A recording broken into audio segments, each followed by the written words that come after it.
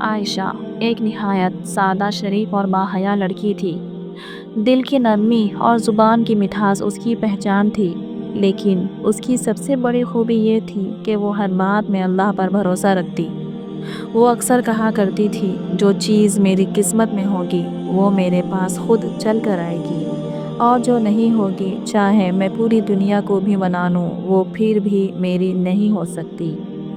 عائشہ کی زندگی بہت معمولی تھی، مگر اس کا دل بہت گہرا اور صاف تھا۔ ایک دن اس کی ملاقات ریحان سے ہوئی۔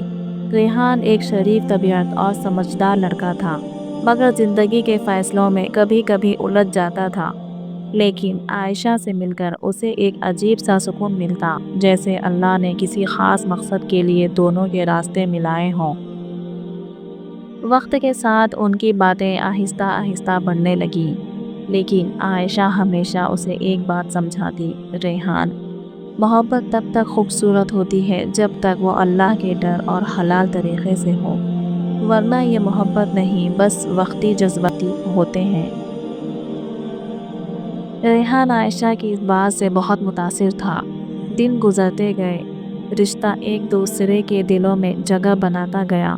پھر ایک رات عائشہ نے ریحان کو پیغام بھیجا، اگر تم مجھ سے سچی محبت کرتے ہو تو ایک بات کا وعدہ کرو، نماز کبھی مت چھوڑنا، کیونکہ جس دل میں اللہ کی محبت ہوتی ہے اس دل کو کوئی توڑ نہیں سکتا۔ اس رات ریحان نے پہلی بار سجدہ کیا، صرف اس لیے نہیں کہ عائشہ نے کہا تھا، بلکہ اس لیے اسے محسوس ہوا کہ یہی راستہ بہتر انسان بنائے گا۔ وقت آگے بڑھا۔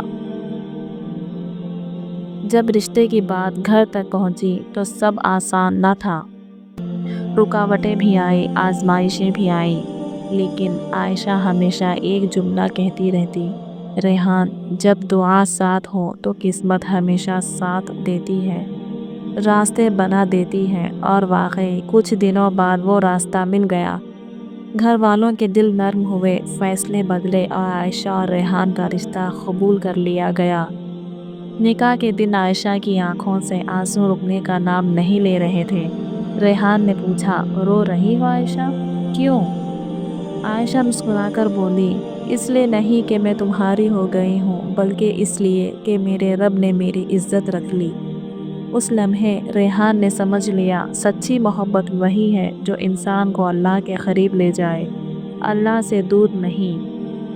اور یوں دونوں کی زندگی محبت، دعا اور سکون سے بھر گئی، جیسے ہر قدم پر اللہ نے ان کا ساتھ تھام رکھا ہو۔